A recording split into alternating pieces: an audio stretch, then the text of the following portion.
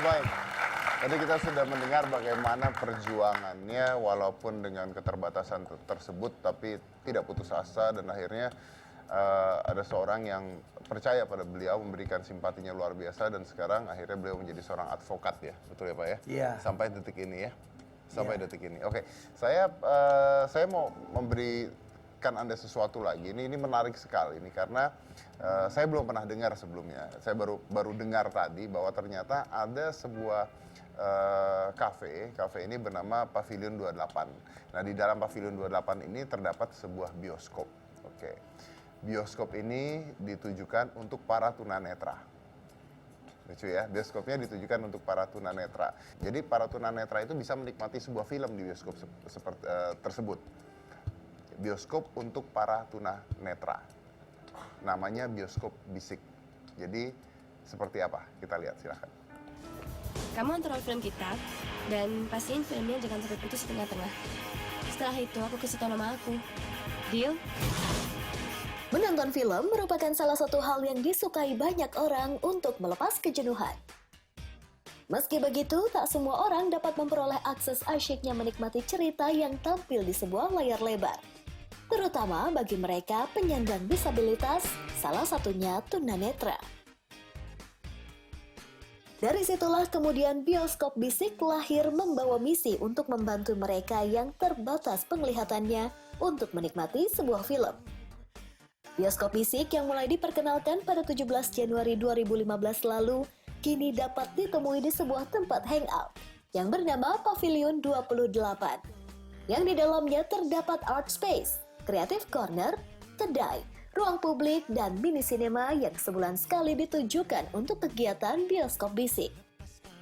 Dan nantinya mereka para tunanetra akan didampingi oleh relawan untuk menjadi pembisiknya. Dengan begitu, mereka bisa mengerti dan juga merasakan emosi yang ada di dalam film tersebut.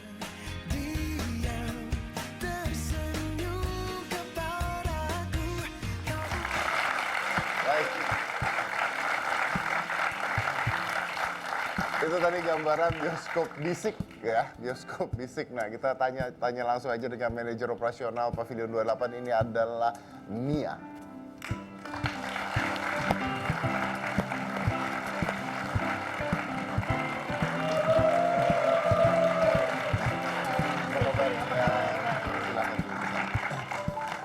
Ya.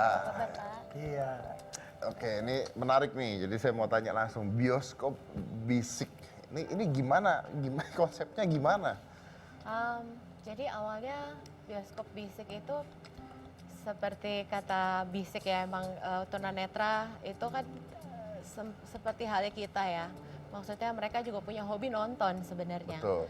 Jadi kita mengadakan bioskop bisik, yang saya perlukan adalah relawan, volunteer untuk membisikkan adegan tanpa dialog. Membisikkan adegan tanpa dialog. Jadi maksudnya kalau misalnya ada seorang penjahat masuk ke dalam rumah gitu, itu dibisikin gitu. Iya, jadi misalnya penjahatnya namanya Mas Dedi gitu. Gitu. Sekarang Mas Dedi masuk ke rumah secara diam-diam, buka pintu rumah, masuk gitu. Itu kita Berarti sampaikan. ini film Indonesia atau ada film? Film Indonesia. Sejauh ini kita masih pakai film Indonesia. Terima kasih sama filmmaker yang mau meminjamkan filmnya.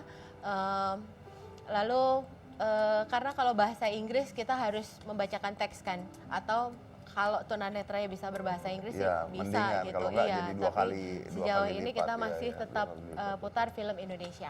Sudah berapa lama berdiri? Bioskop bisik sendiri sih udah hampir 2 tahun, tapi di Pavilion 28 itu secara reguler sudah setahun. Jadi setiap sebulan sekali pasti ada. Tapi gitu. sudah 2 tahun? Ya, tapi pindah-pindah tahun sebelumnya karena tidak punya tempat untuk yang reguler gitu. Dan sekarang penikmatnya? Makin kesini makin banyak relawan yang bercerita sama teman-temannya sehingga punya pengalaman khusus untuk kayak membisikkan ke tunanetra tentang film itu. Mereka share ke teman-temannya dan akhirnya mereka untuk setiap bulan itu kita selalu berganti relawannya gitu. Oke, ini saya masih nggak ngerti. Jadi mereka itu para penyandang tunanetra ini datang ke bioskop tersebut itu Iya. bayar tiket. Tidak. Tidak? Itu CSR dari Pavilion 28. Oke, dan Pavilion antusiasnya gimana? mereka seneng banget Seneng sampai banget ya. setiap kali kita selesai nonton biasanya kita tuh bertanya gitu, oke buat bulan depan mau nonton film apa gitu. Berapa sih seatnya? Ada 40 40 seat, Iya. berarti 20 dong ya? 20 tunanetra, 20 20 volunteer. volunteer Volunteer, oke. relawan Oke. pembisik. Baik. Nah, saya masih nggak ngerti nih. Kalau film setan contohnya, ini kan pintu terbuka perlahan-lahan.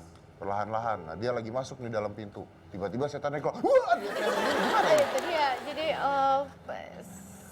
kita juga harus cari apa ya, mengkurasi film sih untuk ditayangkan. Pertama kita pernah coba film sejarah kolosal gitu. Biasanya kalau film sejarah kan 2,5 jam gitu ya. Oh, capek Kasihan tuh ya. pembisiknya haus gitu. Terus ada lagi yang kemarin tuh kita tanya sama teman-teman tunanetra, oke bulan depan kita mau nonton apa? Terjadilah apa yang baru disebut sama Mas Dedi. Mereka minta film horor dan itu belum pernah terjadi sebelumnya. Akhirnya kita coba cari film horor, kita tayangkan dan ya seperti itu. Pertama ada kendalanya. Pertama cari relawan susah. cari relawan pemberani yang nonton film horor itu susah. Iya, tadi dia merem aja. Apa nggak tahu, nggak tahu. Jadi sama-sama nggak lihat. Iya, Ada apa nggak tahu, saya juga nggak lihat ya. Terus yang kedua rada delay. Jadi misalnya relawan pasti akan yang belum pernah menonton filmnya pasti akan Kaget kaget dulu, juga betul. kan. Misalnya ada pocong lewat gitu, dia si relawannya pasti yang wah gitu. Si tunanetra yang di sebelahnya pasti akan bertanya gitu. Mereka selalu bertanya sih kalau apa itu? misalnya lupa ngejelasin Iya, iya. gitu, mereka akan menyolek. Kenapa mas gitu? Itu pocongnya lewat. Terus mereka baru teriak, iya gitu. Jadi ada delay sekitar 5 detik. Oh, tapi kan susah ya kalau dikasih tahu ada pocong lewat. Ya, bodo amat nih kagak lihat ini gitu ya. Agak sulit kan ya. Iya, tapi suara-suara kan dari sebuah film memang udah ngebangun apa ini ya. Suasananya. Suasana betul. Iya, iya, iya, Gitu. iya. Oke. Masuk akal sih. Saya mau nanya satu lagi nih. Kalau film tuh ada adegan bercumbu gitu gimana? Nah, itu juga kita mengkurasi situ teman-teman tunanetranya sih. Karena film yang dewasa ya emang tunanetranya masih dewasa. Ada 1 bulan kita ajak tunanetra yang anak-anak misalnya gitu, filmnya anak-anak. Jadi kalau misalnya dewasa ya kita bilang ciuman gitu, terus tunanetranya cie gitu.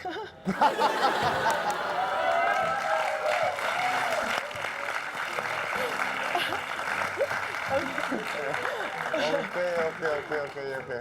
Jadi intinya ini kayak sandiwara radio zaman dulu ya? Iya. Iya kan? Iya. Jadi diceritakan detailnya seperti sandiwara terus ada radio ya? narasinya ya kayak gitulah. Ya, atau kira-kira. audiobook lah contohnya seperti Iya. itu ya. Sandiwara radio lah ya, Sandiwara. audiobook dan sebagainya. Oke. Nah, kalau misalnya nih penyandang tunanetra mau ikutan gitu, mereka harus ngapain dan kemana nih? Bisa menghubungi saya karena ini berlaku untuk semua sih. Dari relawannya juga boleh teman-teman yang mau mendaftarkan diri jadi pembisik, kita seneng banget. Untuk tunanetranya boleh juga menghubungi ke saya di bioskop bisik itu gitu. Atau saya sebenarnya sih ini kan baru 1 ya yang reguler di Jakarta setahu saya. Saya kepengen banget bioskop bisik ini nggak cuma di Jakarta, pengennya tuh di semua daerah. Hanya dengan berbekal TV aja sebenarnya sudah cukup, nggak perlu layar bioskop. Ya karena Jadi, suara. Iya, dan teman-teman tunanetra pengen tahu siapa yang dibicarakan di orang-orang mengenai film bioskop dan sebagainya gitu. Jadi ini cara kami berbagi sama teman-teman tunanetra gitu. Oke, idenya dari mana?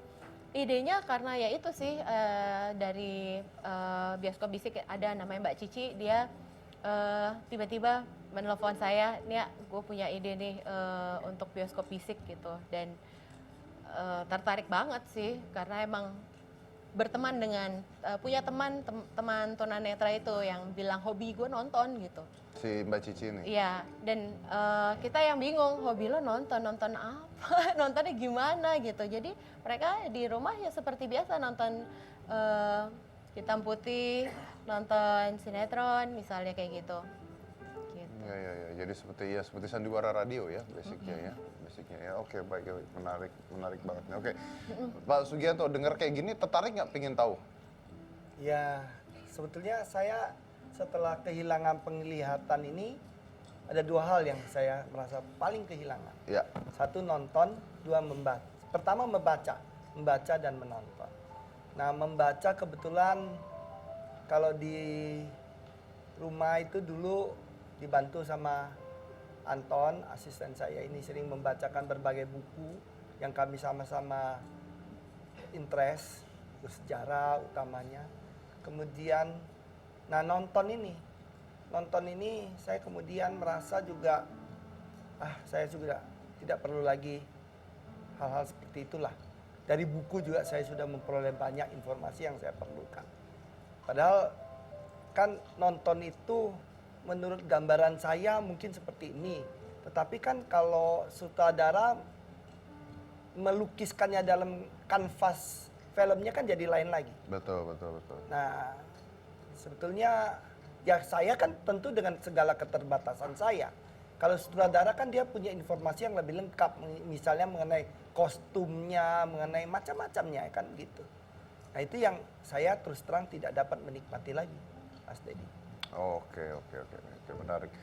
Nah, Anda ini bekerja tim ya, Pak ya? Gimana? Anda secara advokat Anda bekerja tim ya? Teamwork ya berarti ya? Teamwork, ya. Jadi kalau menganalisa barang bukti dan sebagainya, ada orang yang mengerjakan hal tersebut? Kalau menganalisa, umumnya saya. Saya yang melakukan pekerjaan analisa itu, tetapi fakta, surat, dan dokumen-dokumen yang ada, itu dibacakan ke saya. Yang mana saya perlu dibacakan. Oke, berarti barang bukti dan sebagainya ada yang bantu juga. Jadi kan kemudian setelah kita rangkum semua, nah baru kita analisa. Oke. Dan menurut Anda apakah pekerjaan yang Anda jalani ini bisa dijalankan oleh orang tunanetra lainnya, Pak? Mestinya bisa. Bisa ya? Mestinya bisa. Yang penting punya kemampuan intelektual di bidang hukum ini. Ya, oke. Nah, dan kekuatan menganalisa. Ya, oke, baik. Itu saja. Terima kasih. Kita lanjut lagi setelah yang satu ini. Jangan mana-mana, tetap di Hitam.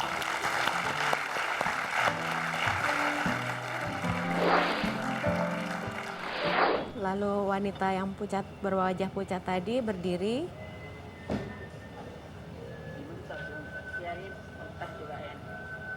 Lalu mengambil sate yang belum matang. Ditaruh piring.